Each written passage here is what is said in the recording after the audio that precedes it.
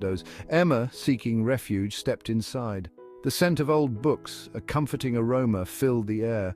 She wandered through the aisles, trailing her fingers along the spines. A man stood by the poetry section, his back turned. He was tall, with dark hair, deeply engrossed in a worn copy of Keats. Emma hesitated, then cleared her throat softly. The man turned, startled, revealing kind eyes and a shy smile. "I'm sorry," she stammered. "I didn't mean to frighten you." He chuckled, his voice warm. "No worries," he said. "I get lost in books easily." Thus began their conversation, a simple exchange sparked by a shared love for the written word. His name, she learned, was Liam. Liam and Emma discovered a mutual admiration for classic literature. They discussed Austen's wit, Bronte's passion, Dickens's social commentary. Liam, it turned out, was an aspiring writer, his words imbued with a quiet intensity that mirrored his personality. Emma, a schoolteacher, found his perspective refreshing. They talked for what felt like hours, oblivious to the rain still drumming against the windows.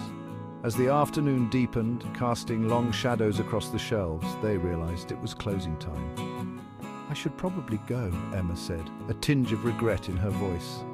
Liam nodded, then surprised her by saying, "Perhaps we could continue this conversation another time? Over coffee, maybe?" Emma, her heart doing a little flutter, readily agreed. Their coffee date turned into a regular ritual.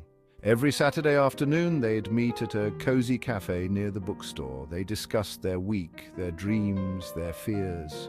Liam's passion for writing was infectious, and Emma found herself inspired to revisit her own creative side. She began to write again, short stories at first, tentative steps back into a world she'd abandoned long ago. Liam, ever encouraging, became her sounding board, offering insightful critiques and genuine praise. Their bond deepened, evolving from a shared love of books into a deep, comfortable friendship. They understood each other in a way neither had experienced before.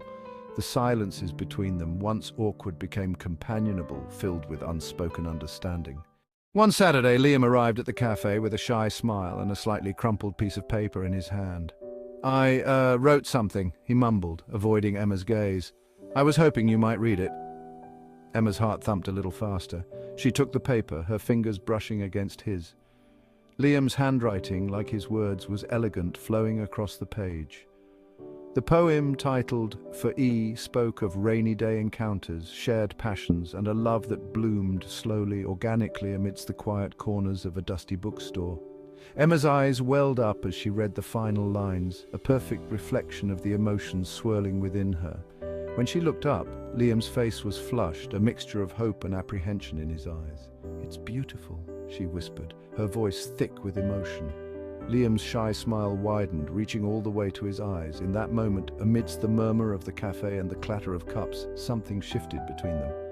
Friendship blossomed into something more profound, a love story penned in ink and sealed with a shared glance. Life, as it often does, had led Emma and Liam to that rainy afternoon in the bookstore.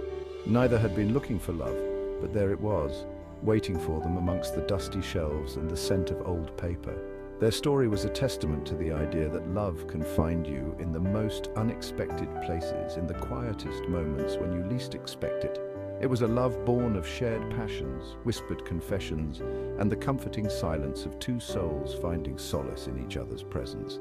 The bookstore, once merely a refuge from the rain, became their sanctuary, a place where their love story unfolded, one page at a time. And as they walked hand in hand, the rain-washed streets reflecting the city lights, they knew that theirs was a love story for the ages, a timeless tale whispered on the wind and etched in their hearts forever.